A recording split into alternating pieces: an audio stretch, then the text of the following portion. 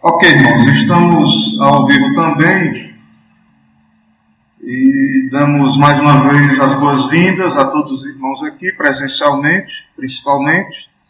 Os irmãos também irão nos acompanhar pela internet, também são bem-vindos. Deus abençoe cada um. Irmãos, nós já oramos, já fizemos a oração aqui, momento devocional breve, né? Geralmente é breve. Nosso propósito maior aqui é estudarmos juntos, né, os assuntos. Também, às vezes, fica corrido, mas o propósito também é tirar as dúvidas, né, tanto de quem está online quanto quem está aqui. O propósito é esse. Então, já oramos, vamos começar nossa lição. Irmãos, a aula de hoje, né, o tema é por que uma liturgia? Por que uma liturgia? Aula 7, o culto bíblico. Certo? Esse livro é um livro que eu estarei trabalhando com os irmãos no esplendor da santidade, redescobrindo a beleza da adoração reformada para o século XXI. Então é um livro dos nossos dias, mas que busca fazer um resgate da adoração reformada, tentando aplicar o nosso tempo. Então é um livro, não é um livro antigo, né? Esse livro é um livro de um pastor, né, de um pesquisador que eu creio que ele está entre nós ainda, né? O nome dele é John Payne. Então esse livro aí nós iremos estar trabalhando. Esse outro livro de fato esse livro é de um puritano. Eu dei uma olhada nele dei uma olhada no índice desse livro. E ele, de fato, é interessante, mas ele não trata assim da liturgia, de passo a passo, ele trata de princípios, que é bom também conhecer. Talvez eu tire algo desse material, ou pegue algumas sessões para a gente estudar, mas Jeremias Burroughs é um puritano, né? Então, está errado aqui a referência embaixo, né? Eu esqueci de colocar. Então, o nome é Adoração Evangélica. Certo? Esse termo evangélico é um termo perdido, né? Hoje evangélico é muito genérico o significado do termo evangélico, mas a ideia do termo originalmente é da igreja que crê nas escrituras, no sola escritura, na autoridade das escrituras. O evangélico é o protestante, né? É o reformado originalmente. E aí esse termo se perdeu depois, né? Hoje é muito genérico o uso dele, mas não quer dizer que esteja errado usar. Tem gente que vai fugir do termo completamente. Eu acho que é só a gente deixar claro o que queremos dizer, né, com o termo. Então aí tem uma breve biografia do autor do livro que estaremos usando, né? O John Payne é graduado, aí, bacharel em Humanidades, mestre aí pelo Reformed Theological Seminary, né, doutor em Ministério, né, mestrando aí em Teologia pela Universidade de Edimburgo, é pastor presbiteriano da PCA, Presbyterian Church of America, né, coisa assim. E aí tem dizendo onde é que ele mora, onde é que ele vive. Então ele é um contemporâneo nosso. Ele e Marla, sua esposa, tem 2 filhos, Mary Hannah e Hans, né? Autor do livro John Owen e a Ceia do Senhor. Então é um pregador aí que está entre nós. Irmãos, em Apocalipse, é um texto, vamos começar lendo essa referência, mais uma referência, nós já lemos Isaías. Então em Apocalipse 5, de 11 a 14, adoração dos céus, né? Que em Apocalipse já revela aí uma adoração lá no céu, né? E é interessante a gente ver que tem uma espécie de liturgia aí, né? Já que o nosso tema é por que uma liturgia. Então João lá escreve: vi e ouvi uma voz de muitos anjos ao redor do trono, dos seres viventes, dos anciãos, cujo número era de milhões e milhares de milhares, proclamando em grande voz: digno é o Cordeiro que foi morto de receber o poder e riqueza e sabedoria e força e honra e glória e louvor.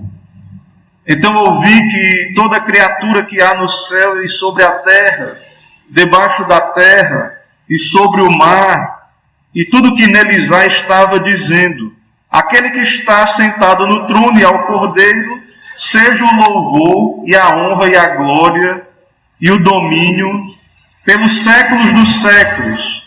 E os 4 seres viventes respondiam: amém. Também os anciãos prostraram-se e adoraram. Então, João tem aí uma visão, né, de uma adoração, né, mostrando aí os anjos, né, também aí, no caso, os anciãos representam a igreja também, né, o Cordeiro como centro aí, aquele que está sentado no trono e ao Cordeiro, né, seja o louvor, a honra e a glória e o domínio pelos séculos dos séculos. Mas por que uma liturgia? Então, no meio evangélico, em geral, e no meio presbiteriano, parece ser uma pergunta necessária, porque esse culto mais informal, aquela coisa mais contemporânea, né, parece que tem dominado a cena, ou linhas mais evangélicas assim, que é muito informal o culto, pode acontecer qualquer coisa no culto, né? Não tem uma liturgia mais fixa todo domingo, mas pode ser que num culto tenha algo ali diferente, você nunca sabe o que vai encontrar no domingo, no culto da igreja. Então, um culto pode ser totalmente diferente do outro, né? Então, isso é muito comum no meio evangélico. Então, parece que não há uma liturgia quando a gente fala de um culto bem informal, bem contemporâneo. Parece que não há algo fixo.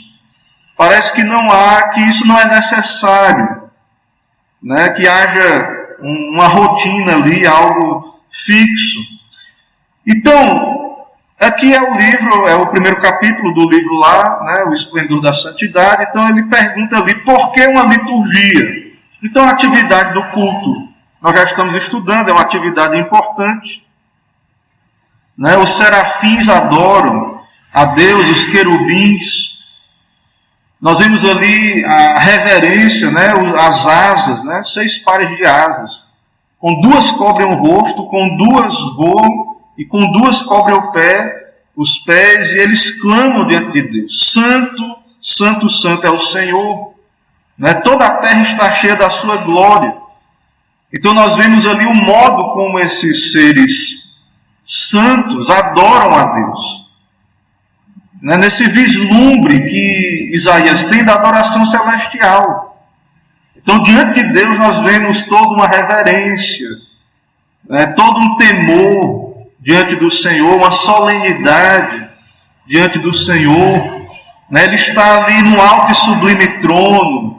As abas das suas vestes enchiam o templo, né, como o texto de Isaías diz, e foi citado aí já. Então, temos textos como este de Isaías que mostra a santidade, a reverência, né, e como é que esses anjos sem pecado adoram ao Senhor. João também, como já lemos aí, ele mostra uma visão da sala do trono do céu e milhares da multidão angelical clamando: digno é o Cordeiro que foi morto.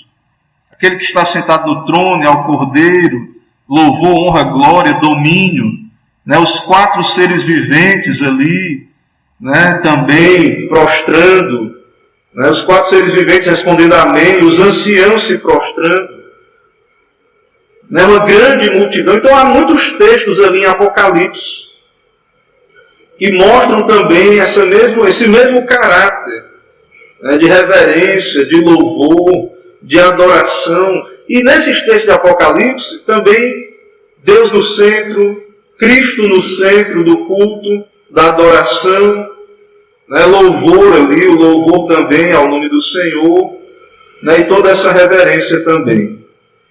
Então, a adoração revelada nas Escrituras, ela revela um culto cheio de reverência, de senso da majestade de Deus, também de alegria. Deus está no centro, Cristo está no centro do culto, não o homem. Hoje é muito comum a ideia de uma adoração voltada para o homem, para quem senta nos bancos, né? Para o visitante.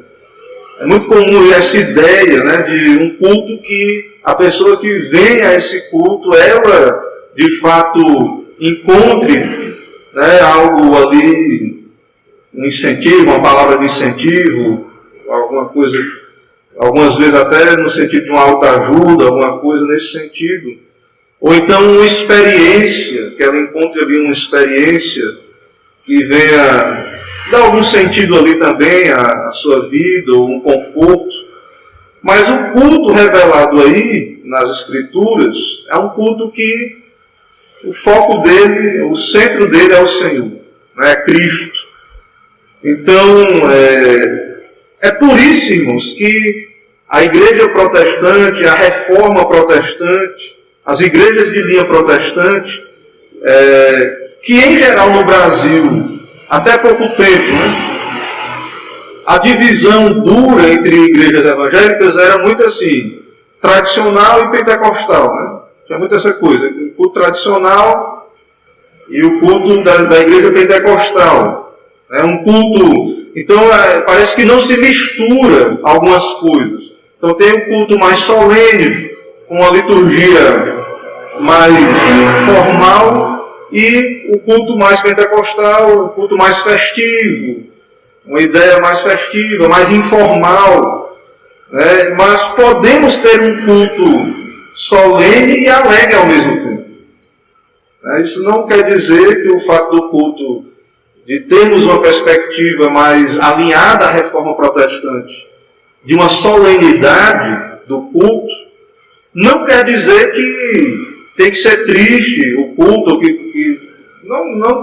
não tem que ser assim. Nós nos alegramos em poder adorar o Senhor em espírito e em verdade, como aqueles anjos, mas com toda a reverência também. Certo? Então, essa perspectiva da santidade, da reverência ao Senhor, é o que moldou o culto protestante, que em geral talvez as pessoas chamem, né, de algo mais litúrgico, um pouco mais tradicional, porque no meio evangélico que prevaleceu depois foi um culto mais informal, né, porque na verdade a influência na evangelização, né, no meio evangélico, a influência do movimento pentecostal é muito grande. Eu não tenho aqui um estudo detalhado, mas Simonton chegou, a igreja presbiteriana cresceu muito, mas depois foi um crescimento lento e estagnado, assim, não estagnado, mas muito uniforme, e as igrejas de linha pentecostal de fato se tornaram a maioria, né? O movimento majoritário no meio evangélico. Então eles têm uma visão do culto, uma perspectiva do culto mais carismático, né? Um estilo de culto mais informal, que permite outros elementos dentro do culto, e no culto que vem da reforma não tinha, né? E que eles nem sabem que não tinha às vezes. Então se tornou padrão, né? E aí quando as pessoas veem um culto mais reverente, às vezes chamar, isso parece mais catolicismo, parece mais igreja católica, presbiteriano católico manso, né? Por causa disso, dessa influência aí. Claro que assim, eu estou traçando um panorama geral, né? Eu estou sendo bem superficial.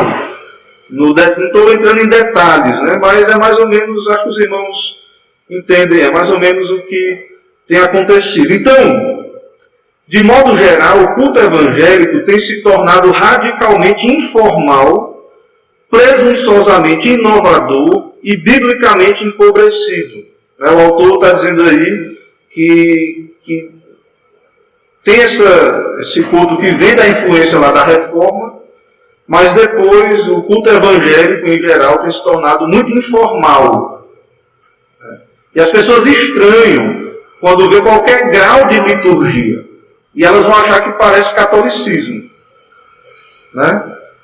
E nós vamos ver um pouco sobre isso também. Muita inovação, normal, acha normal, o meio evangélico acha normal, inovações. Cheio de moda, né? Cheio de moda. Todo momento tem uma moda.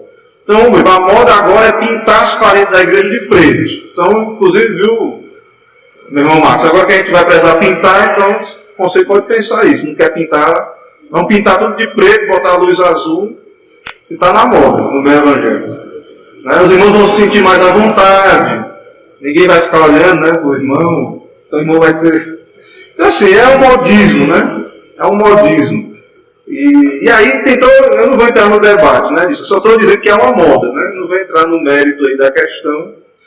É claro que você pode adorar a Deus dentro de um quarto todo preto e escuro, né? Mas será que é conveniente? Aí outros detalhes aí. Mas é muito modismo. É muitos modismos mesmo. Então, já vi a igreja colocou uma luz azul, enche de luz azul aqui na frente. Então, sem falar de outras questões, né? Mas eu ouvi agora recentemente isso. Então, assim, infelizmente, às vezes assim, parece em alguns contextos que isso aqui vira um palco, né? Então, já vi igrejas com fumaça e luz estroboscópica e essas coisas assim. Então, inovações, né? Inovações no culto, né? Pobreza teológica. E com isso também há um abandono de uma ideia, de uma liturgia bíblica, né? De uma liturgia bíblica, regida pela palavra. Então não há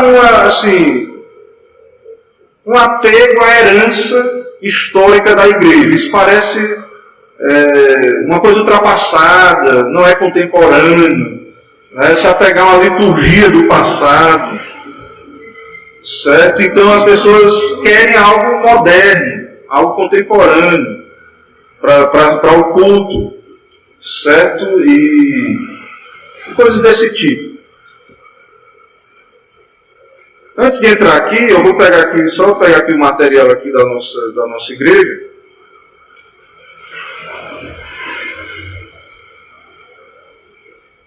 Então, irmãos, antes de tudo, eu quero que o irmão entenda hoje, nesse estudo, quero que você entenda o seguinte. Não existe igreja sem liturgia. Pode ser que o líder, o pastor, o liturgo, faça a liturgia nas coxas ali antes do culto. E aí ele veja aqui o que é que tem para colocar. Mas tem a liturgia. Certo?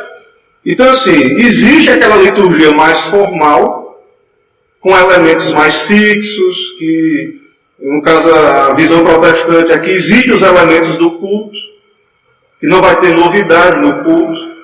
E existe aquela visão mais aberta, mas não existe culto sem liturgia. Todo culto tem uma ordem. Então vai ter a hora, tem igrejas que têm uma abertura maior, então vai ter a hora do testemunho, uma hora de outras coisas que vão acontecer, mas existe uma liturgia. Certo? Então o que parece, na verdade, é que nós que temos uma liturgia, não, todo culto tem uma liturgia. Né? Então a questão é que as pessoas não identificam isso. Ou acham que não tem uma liturgia. Né? Acham que é o Espírito que na hora ali vai conduzir. Não, mas existe uma condução que é dada. Então, há uma herança litúrgica da igreja. Então tem um livro em português, acho que é Socep, a editora, que é a Liturgia Reformada, que tem modelos da liturgia de como era o culto lá em Genebra, como era o culto em outras igrejas reformadas. Né? Então, existem estudos sobre como eram as liturgias. Né? E sempre vai haver uma liturgia. Então, você pode estudar como é que é a liturgia da igreja emergente, como é que é a liturgia da igreja pentecostal, neopentecostal, tem uma liturgia. certo?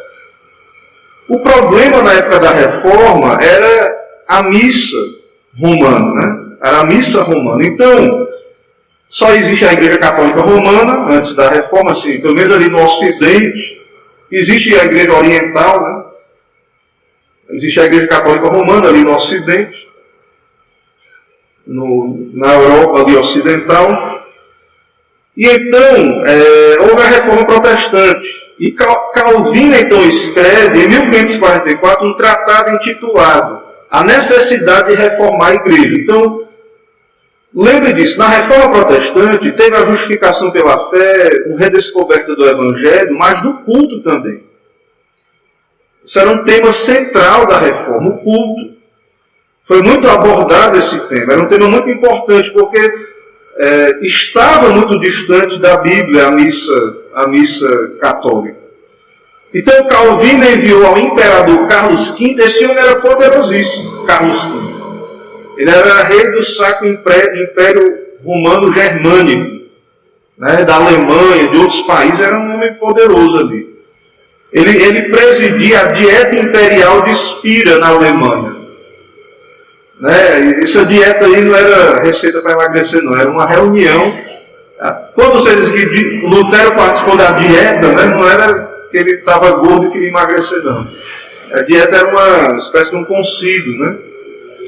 Então Calvino enviou ao imperador, que presidia essa dieta imperial na Alemanha, né, essa carta aí, esse tratado, na esperança de persuadir ele a reformar o culto supersticioso que emprestava a Igreja Católica Romana. Então era necessário que a palavra de Deus, e não substitutos inventados pelo homem, fosse o fundamento, guia e substância do culto. Então entrou um monte de tradição humana na Igreja Romana. A missa não tinha base bíblica nenhuma. Então esse problema do culto não é um problema de hoje, é um problema da história da Igreja. Então a gente tem que conhecer a tradição da Igreja, né? E conhecer o que aconteceu na história. Então Calvino escreve o seguinte nesse tratado, aí uma citação, né?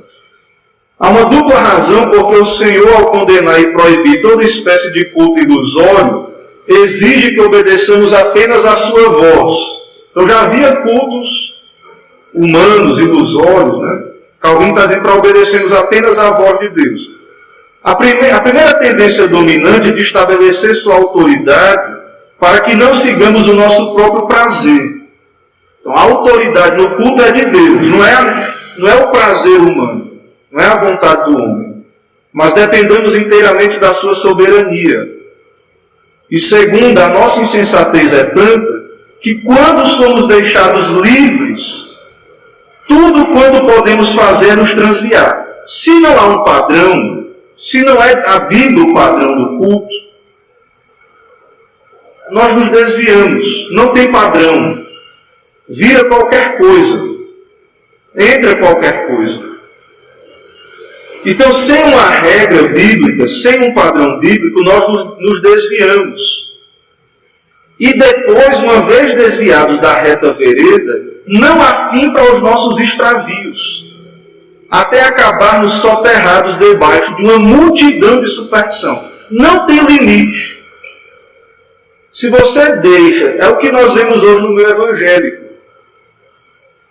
O nome de Deus é envergonhado por uma multidão de superstições humanas, de acréscimos baseados na autoridade de homens, doutrinas de homens, de pessoas que não estão se submetendo a Cristo nesses cultos, nessas igrejas, mas a homens, a doutrinas de homens. E pessoas cheias de superstição. E na hora da crise que estamos tendo aí, do coronavírus, na hora do problema, esse culto idólatra, essa religião sem base bíblica, sem autoridade na palavra de Deus, não sustenta a espiritualidade dessas pessoas. E elas estão entrando em crise. Porque elas estão dizendo...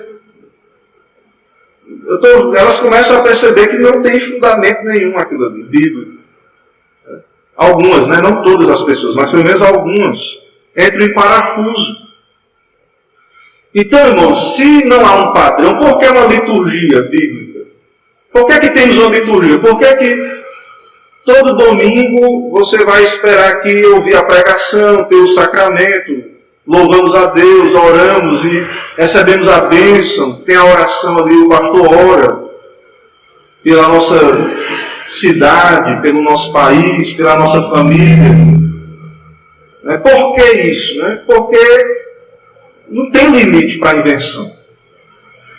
Não tem limite. Então, se a gente deixar aberto e entender que não existe um padrão, então vai ter muita coisa diferente. E algumas delas ali, superstições.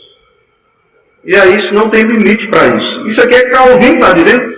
Olha quando foi que ele disse isso. Parece que ele mandou uma carta para hoje, para a igreja de hoje. Parece que ele está falando hoje. Porque é o mesmo problema. É de modo merecido, portanto, que o Senhor, com o propósito de vindicar o seu direito e domínio plenos, prescreve com todo rigor o que deseja que façamos. Então ele está dizendo que Deus diz o que Ele quer da igreja. Ele prescreve o que quer que façamos.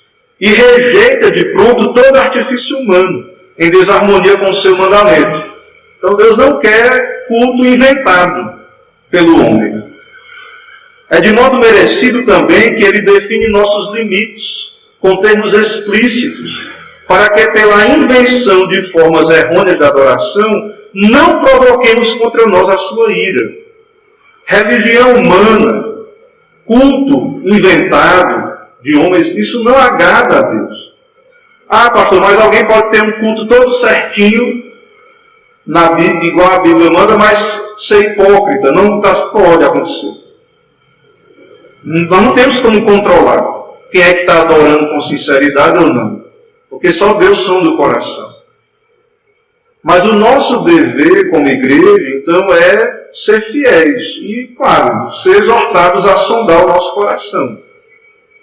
Então, irmãos, a nossa igreja, ela é filha da reforma protestante. Nossa igreja, ela tem uma herança reformada, uma tradição reformada, de um culto reformado. E aí a pergunta é,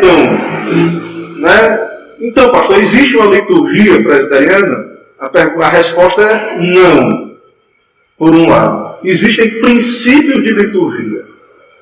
Certo? Então, geralmente quando a gente fala de liturgia, você pensa uma coisa parecida com a missa, ou então até, eu acho que, se eu não me engano, eu não sou um profundo conhecedor, mas se eu não me engano, na igreja anglicana, tem uma estrutura bem litúrgica na igreja anglicana, às vezes sim, tem igrejas litúrgicas, não sei se é o caso da anglicana, que tem até no papel assim, que é uma liturgia bem rígida, né? Alguns presbiterianos até seguem esse modelo litúrgico, porque na anglicana tem um livro de oração lá, não sei, eu não sou um profundo conhecedor do anglicanismo, mas com relação ao presbiterianismo, isso aqui é um manual presbiteriano, certo?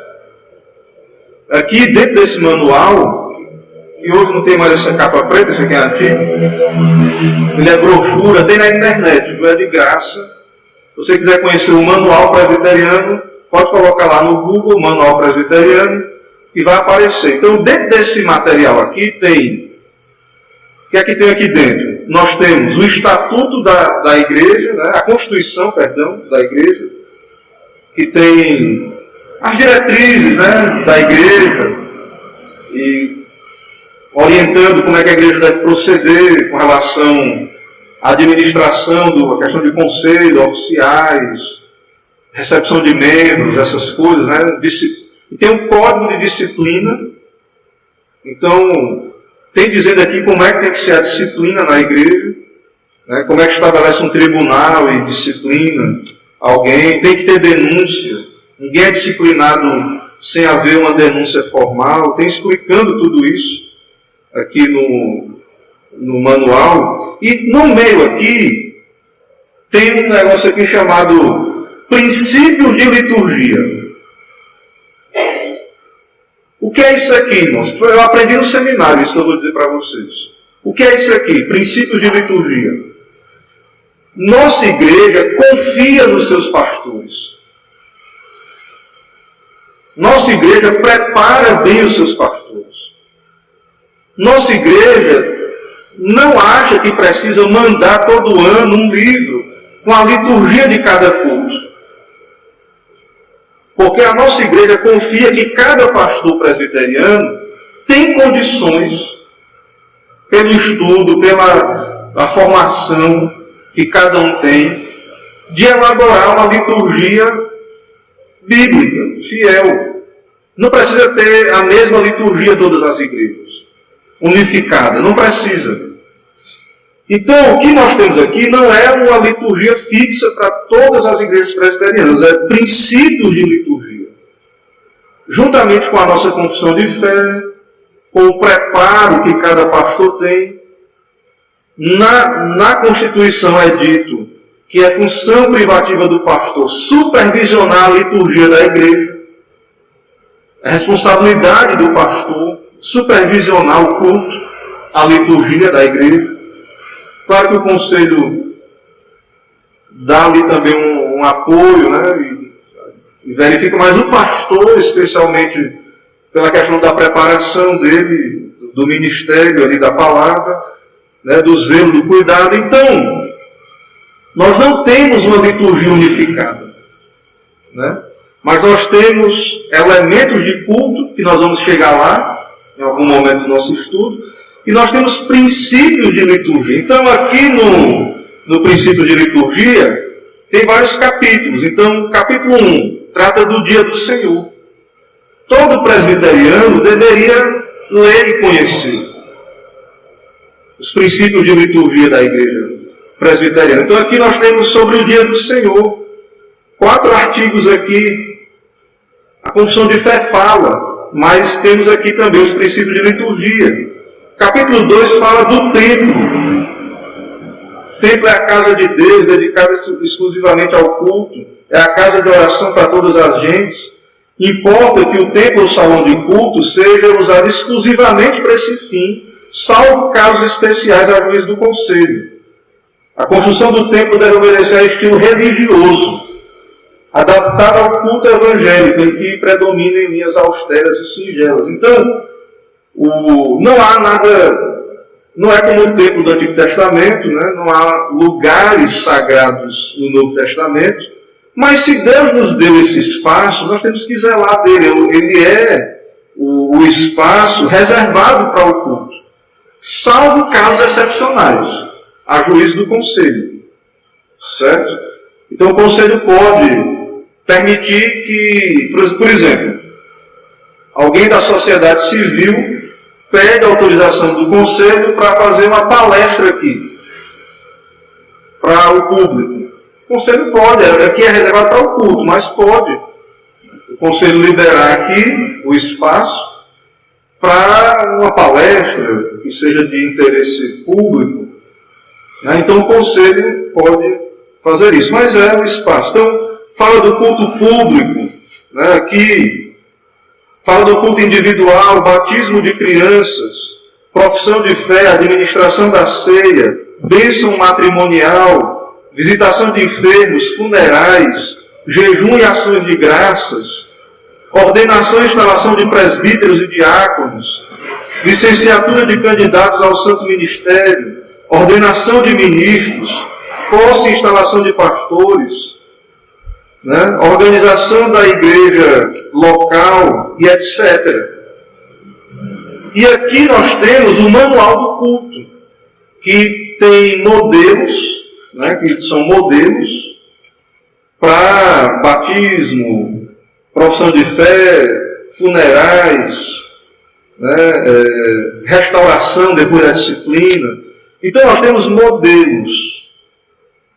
Mas, como eu disse, como eu afirmei para os irmãos, não há uma liturgia formatada, fixa, que vem de cima para baixo. Não há. O que há, então, há uma confiança de que o ministro ele vai supervisionar, ele vai zelar pelo culto. É que ele vai ter condições de fazer isso. Certo? Então, é por isso que nós não temos uma mesma liturgia em todas as igrejas ao mesmo tempo. Não vem um panfletinho para a gente fazer sempre igual. Certo? Então, sempre há liturgia, em todo canto tem uma liturgia, né? Mas a nossa igreja, cada ministro, cada igreja local vai organizar isso segundo nossa doutrina e os princípios aí da nossa igreja. Embora escritas por Calvino há mais de 450 anos, tais palavras falam ao nosso próprio contexto. Né? Qual o objetivo e foco do culto? Né? No qual o objetivo e o foco do culto tem se convertido na busca pela satisfação de nossas próprias necessidades, em vez de glorificar a Deus. Então, hoje, com a questão também essa pregação de prosperidade, de autoajuda, então as pessoas elas pensam em ir para a igreja, não há aquela perspectiva de cultuar a Deus, de adorar a Deus, mas de satisfazer alguma necessidade. O que é que eu ganho? O que é que eu vou ganhar? Claro que nós ganhamos, né? A piedade, né, Paulo vai dizer que ela é grande fonte de lucro. Né, com contentamento, porque nada temos trazido desse mundo e nada vamos levar. Mas há recompensa, né, uma vida santa, piedosa, quando Cristo voltar. Então, o humanismo está aí, né, e as pessoas buscam satisfação e outros interesses na igreja. E não adorar a Deus em espírito e em verdade. A expressão formas errôneas de adoração caracteriza não apenas a missa do século XVI, mas também o culto evangélico do século XX. Então, a nossa natureza protestante reformada rompeu com a missa, rompeu com o culto idólatra, com o culto errado, com o culto supersticioso. E os evangélicos hoje estão trazendo tudo isso de novo para dentro do culto. Eles estão pegando toda a nossa história de gente que morreu em nome das Escrituras, de um culto fiel. Gente que deu a sua vida para poder adorar a Deus de modo bíblico. E tudo isso é jogado fora. Teatro, mensagens terapêuticas, tem solapado a leitura e a pregação autoritativas da palavra de Deus e outras coisas que vocês sabem que acontecem no meio evangélico, nas igrejas, que pode ser que você diga para mim, pastor, que eles não conhecem, talvez, certo? Talvez não saibam, né? Nunca pensaram nisso. Tudo bem, né? Mas nós, irmãos, temos, essa é a nossa tradição, nossa herança bíblica e reformada. Nós somos filhos da reforma protestante. O que é uma igreja presbiteriana? Por que somos presbiterianos? Então, se nós voltarmos às nossas origens, nós vamos ver que estamos nos distanciando desse padrão, né, e estamos sofrendo também por conta disso. Então, geralmente, quando pensam em liturgia, os crentes quase sempre pensam e imaginam nos termos do culto do alto anglicanismo ou da missa romana. Então, eu não conheço muito, como eu já disse, a questão do anglicanismo, né? Mas, geralmente, eu não conheço muito, mas quando você pensa no culto do alto anglicanismo, é aquele culto bem litúrgico. Que um evangélico, se olhar esse culto do alto anglicanismo, vai dizer, é católico. Eu não sei se vocês viram quando aquele príncipe foi casar, teve um negócio aí de um casamento do príncipe, né? E as igrejas anglicanas lá, porque eles têm catedrais, até a nossa igreja presbiteriana, Calvino pregava na catedral, né? E aquelas roupas, aquele culto bem litúrgico. Então, para o evangélico aí, de modo geral, isso, né? Então, geralmente, quando fala em liturgia, o pessoal só pensa naquele tipo de liturgia, bem parecido com o alto anglicanismo ou com a missa. No entanto, a verdade é que todo culto de adoração tem uma liturgia. Todo culto tem uma liturgia. Algumas mais espontâneas, fica mais difícil você captar qual é, anotar qual foi a liturgia do culto, né? Mas está lá, a liturgia está lá. Tem uma ordem, alguém está administrando isso, né? Então lá no culto da sinagoga, né, o culto sinagogal, tinha uma ordem, tinha os anciãos da sinagoga. Quando Paulo ia pregar, o ancião chamava, né? Tinha uma ordem ali, tinha a exposição da Bíblia, devia ter canto, né, orações. Então havia uma ordem, né? O culto cristão deve ter herdado, tudo indica, muita coisa do culto sinagogal, que já havia ali, né, no período entre os testamentos. Então, quer seja tradicional ou contemporânea, pesada ou levemente estruturada, cada cerimônia de culto segue algum tipo de forma estabelecida. Isso nós temos que encarar isso, enfrentar isso. Né? Ah, pastor, mas eu gosto de um culto mais contemporâneo. Gosto de um culto, um estilo de culto mais festivo, mais que há liberdade. As pessoas não ficam só fixas ali no seu lugar, mas elas podem se movimentar mais. Né? Mas, irmãos, nós não estamos falando aqui, né, dessa questão afetiva, né, de um gosto. Estamos falando de que há uma liturgia. Né? E aí, diante disso, a questão é, há uma proposta bíblica de liturgia ou não? Ou isso é invenção da igreja presbiteriana histórica, né? Que hoje não. Hoje as igrejas presbiterianas há uma variação muito grande. Tem igreja presbiteriana bem emergente. Bem emergente. Tem lugares de igreja presbiteriana, viu que você fala do templo aqui, tem lugar que você olha, algumas igrejas, você não sabe, você olha assim, irmãos. Eu não estou fazendo juízo de valor, não. Não estou falando aqui, eu estou só narrando, certo?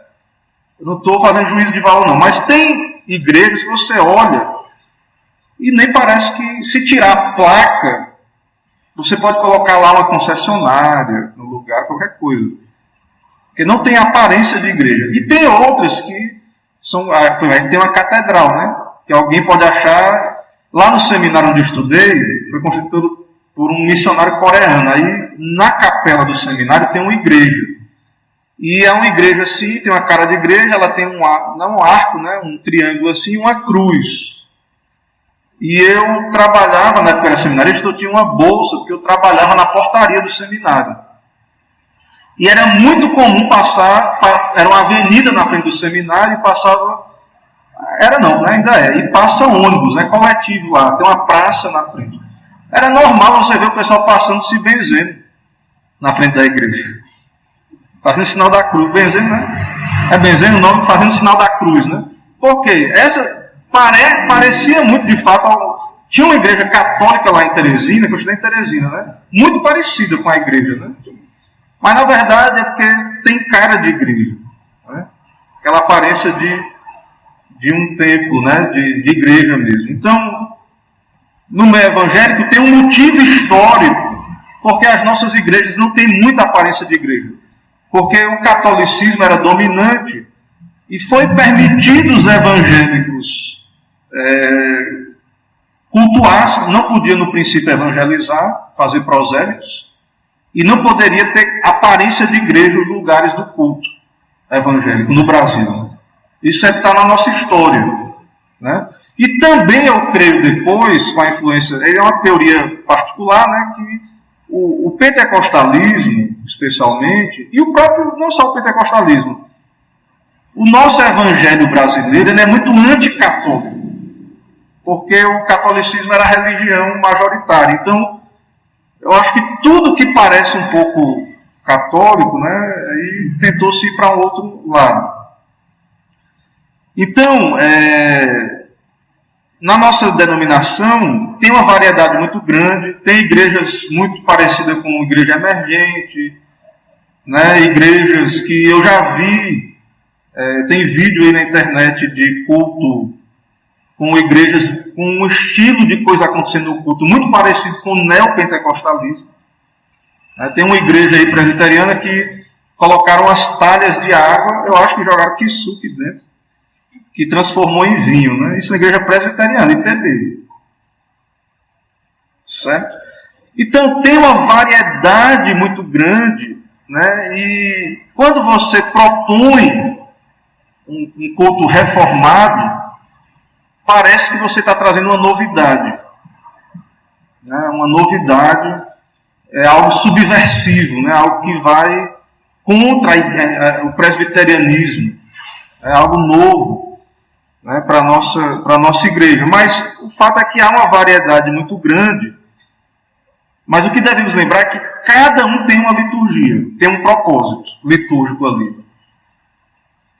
Há uma visão litúrgica ali por trás. Certo? Então, em alguns locais, quando é o culto emergente, né, a proposta é ser bem informal mesmo. Tem alguns cultos que o culto ele não tem assim, aquela coisa de solenidade. Parece um encontro informal mesmo.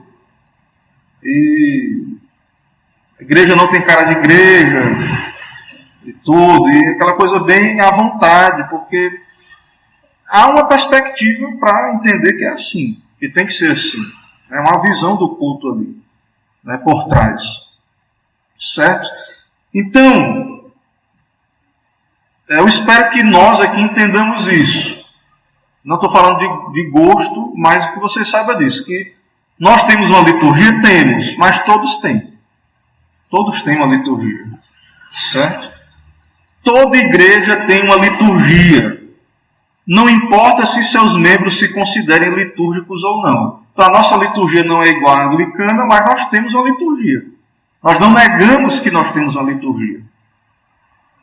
Né? Eles abertamente têm uma liturgia, seguem um calendário litúrgico. Um calendário litúrgico. Nós, assim, o presbiteriano original lá não seguia, né? Depois, hoje, a nossa denominação tem um calendário, né, de datas que alguns seguem. Há pastores presbiterianos que seguem o calendário litúrgico mesmo, né, e seguem mesmo. Há pastores presbiterianos que eu conheço aí na IPB que tem uma liturgia mais alta nesse sentido, né? E que, como eu falei, alguns olhando, o pastor se veste de toga, ele coloca estola e faz aquela liturgia bem litúrgico mesmo. E existe isso no nosso meio, né? Então, o que é liturgia? Ele diz aí, a liturgia é meramente a forma e a ordem do culto. Liturgia é a forma e a ordem. Então todo culto tem uma ordem, todo culto tem uma forma. Tanto a mais alta missa anglo-católica, quanto o mais baixo culto de adoração e louvor evangélico são litúrgicos, no sentido mais estrito da palavra. Obviamente, há entre eles uma diferença dramática na liturgia, mas ambos compreendem uma forma e uma ordem de culto. A pergunta é, qual a ordem, né, que está ali pressuposta? O dicionário de inglês Oxford English Dictionary, define liturgia como uma forma prescrita de culto público. É uma forma prescrita, ou seja, uma forma imposta com base na autoridade. No caso da liturgia cristã, a autoridade que prescreve ou impõe a forma é a palavra de Deus. Além disso, a Bíblia deve prescrever não apenas a forma do culto, mas também o conteúdo. Então, a maioria hoje nem pensa nisso, nem quer defender o seu culto, o porquê, né, biblicamente. Não está interessado nisso, né, mas nós entendemos que devemos fazer o que fazemos por ser bíblico. Né, devemos buscar isso. Basta dizer que se a forma e o conteúdo de uma cerimônia de culto não forem prescritas pela palavra de Deus, dificilmente poderão ser chamadas de adoração cristã. Então, nós entendemos isso, que é necessário que a Bíblia nos oriente, certo? A liturgia regulada pela Bíblia preserva e promove o culto que exalta a Deus. Então, se o culto for bíblico, Deus estará no centro, Cristo será centralizado. Um culto bíblico, ele é cheio da palavra, ele é cheio do Espírito. Agora, a questão é que o conceito de ser cheio do Espírito, né, ele pode variar aí, mas nós entendemos que um culto bíblico, ele é um culto cheio do Espírito. Como eu já disse aí, já citando aí o material, adiantando, né, ele fala aí novamente, é claro, irmãos, que a igreja pode estar sonolenta e formal, e alguém pode vir até num culto bíblico e estar ali só cumprindo tabela, de modo insincero. Então, o fato da igreja ter um culto bíblico, né, corretamente administrado segundo as Escrituras, não quer dizer que a igreja é perfeita, certo? Não quer dizer, certo?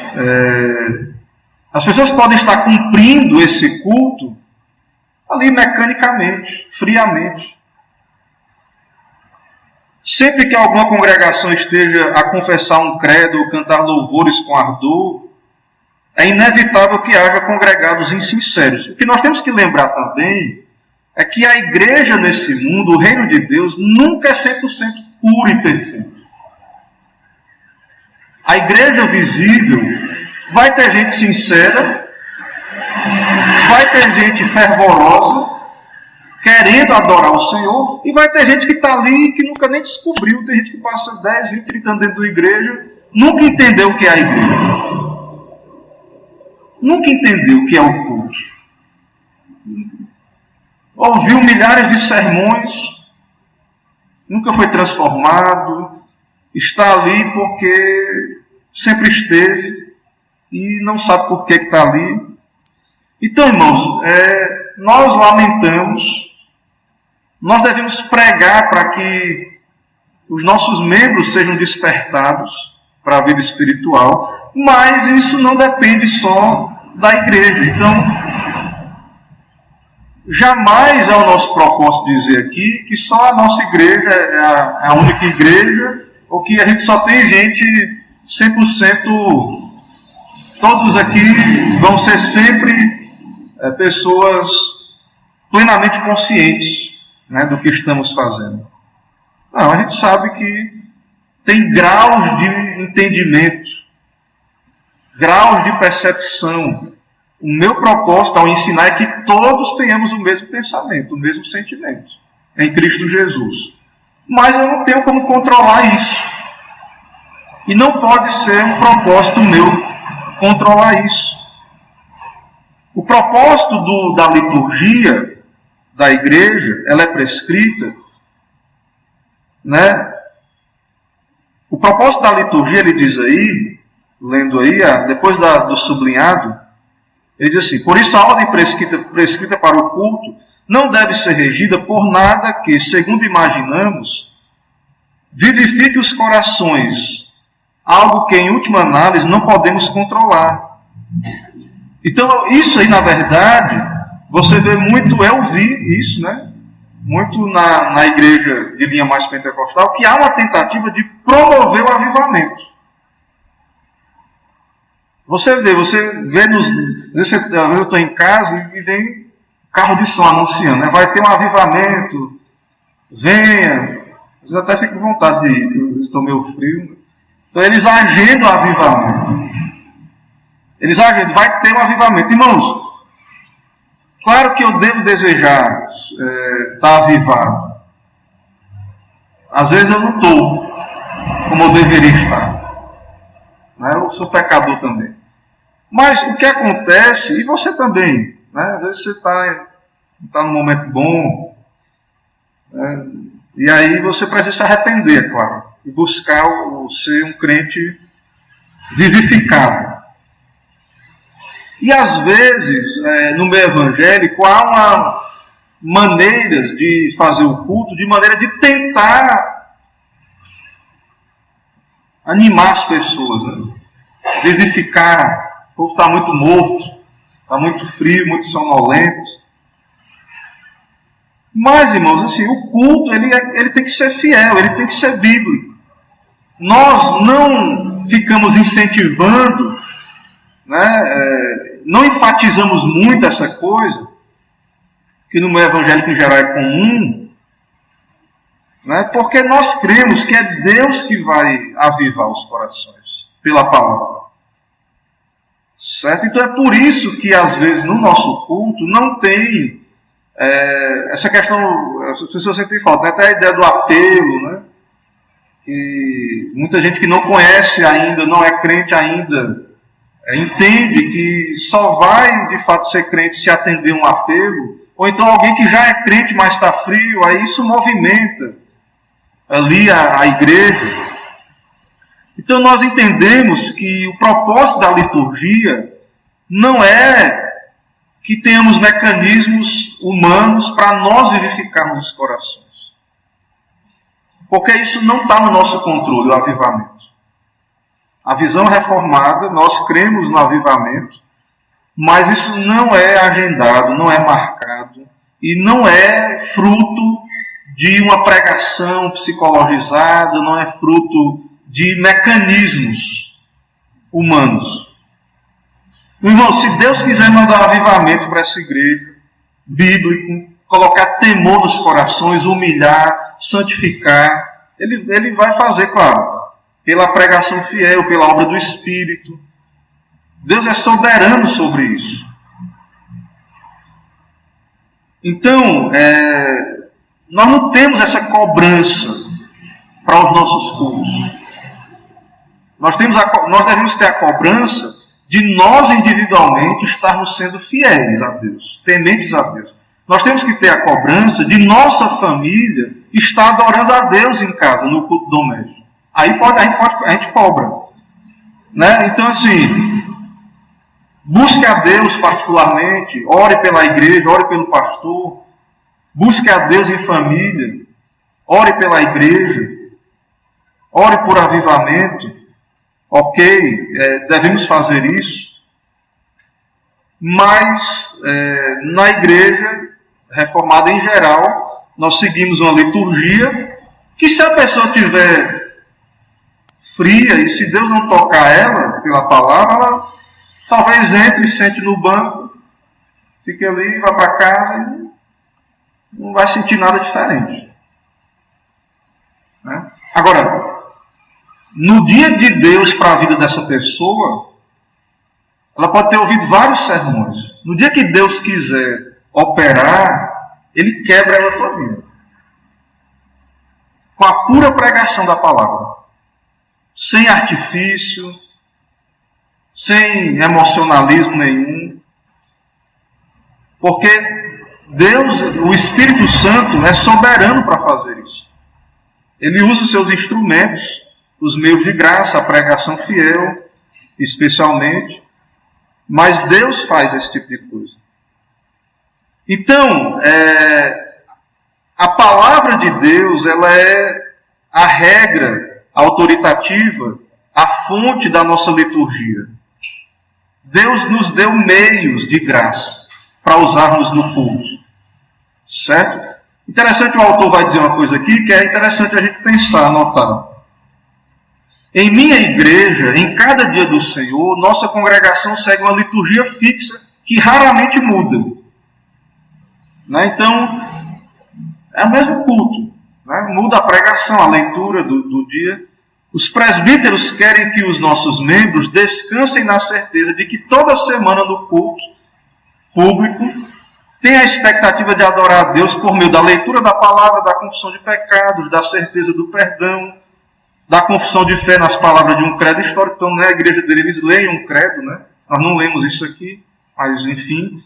Na participação com oração reverente, entrega de dízimos e ofertas, ouvir a proclamação da Escritura, ensinada e aplicada por intermédio da pregação, participando dos sacramentos que revigoram a fé e nutrem a alma, e ao receberem a bênção, mediante as palavras de bendição, ao serem despedidos. Então, ele está dizendo isso, é um pastor reformado, né, um estudante da tradição reformada, da fé reformada. Então, ele é um pastor confessional, né, que segue a confissão de fé. Então, ele está dizendo, na minha igreja tem os elementos do culto.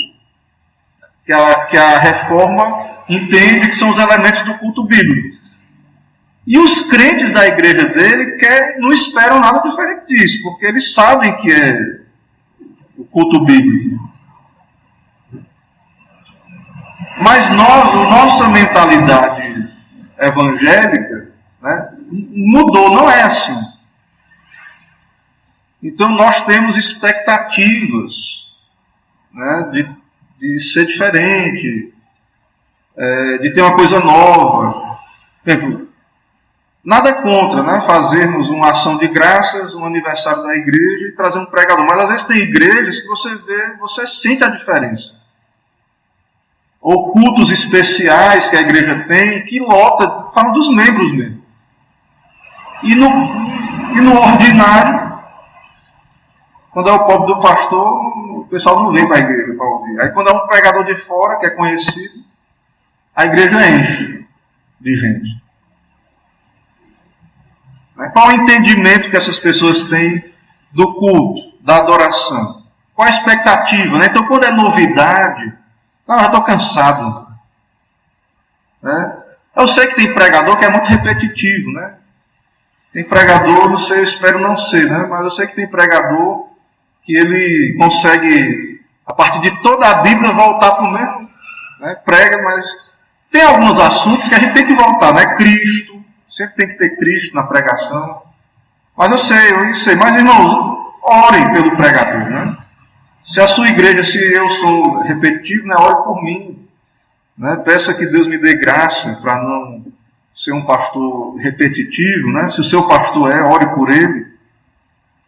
Mas saiba disso que não é por acaso que as nossas igrejas presbiterianas têm o mesmo culto todo domingo, não muda muita coisa. Aí, o último slide aqui, abri para perguntas, ele diz: é pela instrumentalidade dos meios de graça ordenados, a palavra e os sacramentos, que o nosso Pai Celeste prometeu comunicar Jesus Cristo ao seu povo. Então, os meios de graça, pregação, né, os sacramentos também são meios de graça. Então, a boa liturgia protegerá, garantirá e promoverá esses meios. Você vê que no meio evangélico, quando entra um monte de coisa na liturgia, a palavra reduz. O meio principal de Deus abençoar o seu povo, santificar, fica escanteado. É pequeno, não há preparação, não há oração, não há expectativa de Deus falar na pregação. Então, esse culto bíblico, a boa liturgia, protege os meios de graça. Portanto, se Deus é mais plenamente glorificado por meio deles, e Ele prometeu abençoar os fiéis, dando e recebendo desses meios de graça na vida do seu povo, por que não haveríamos de querer preservar uma ordem de culto, uma liturgia, garantidora de que tais meios estarão presentes todas as semanas? Então, a liturgia, ela preserva o que é essencial. Porque se entra um monte de coisa, daqui a pouco você perde o essencial. Some o essencial do culto, da igreja. Desaparece. Tradições e tantas coisas entram. E o essencial é perdido, fica de lado. Então aqui é o último esboço, o último slide aí. Vamos ver aí, os irmãos aqui também, né? E aqui na internet, os irmãos vão perguntar aí, fica à vontade. Irmãos, deu para entender o que é uma liturgia? É uma ordem do culto. Né? Se alguém lhe perguntar, o que é uma liturgia? A sua igreja tem liturgia? As outras igrejas têm liturgia? Tem. Toda igreja tem uma liturgia, uma ordem. Por que algumas igrejas têm uma liturgia bem mais rígida, outras menos? Então, o propósito da aula de hoje foi entendermos um pouco sobre isso. Aqui na internet não tem perguntas, né? Só irmãos nos saudando aqui, graça e paz, irmã Elda, Luciano, irmã Josi. Deus abençoe cada um. Aqui, alguma dúvida, algum comentário, participação, acréscimo, né? Algum auxílio aí. Então,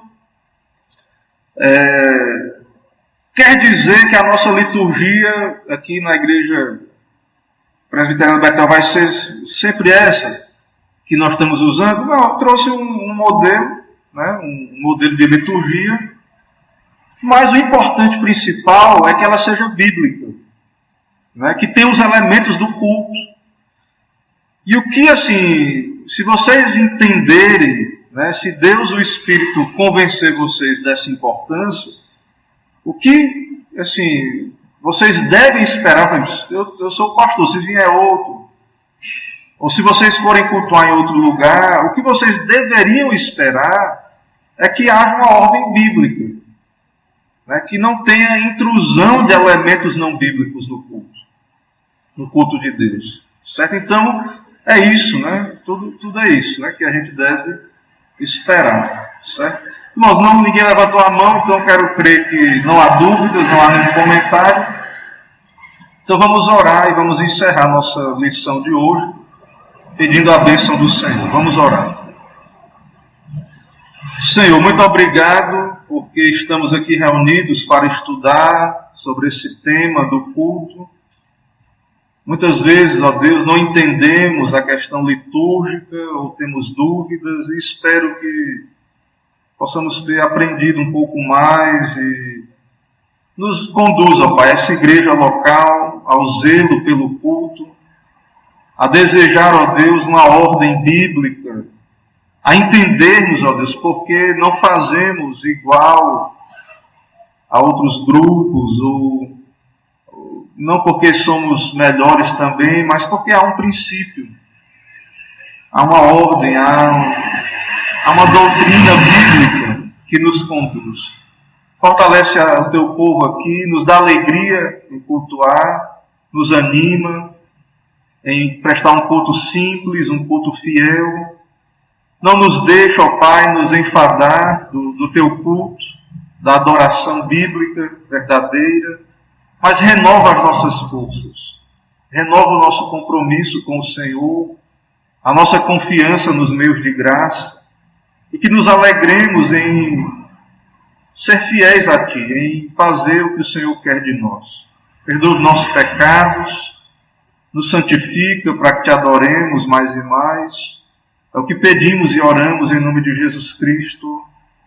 Amém. Amém. Irmãos, nós encerramos aqui o nosso momento de estudo. Eu vou encerrar aqui a transmissão para a gente ir para os avisos.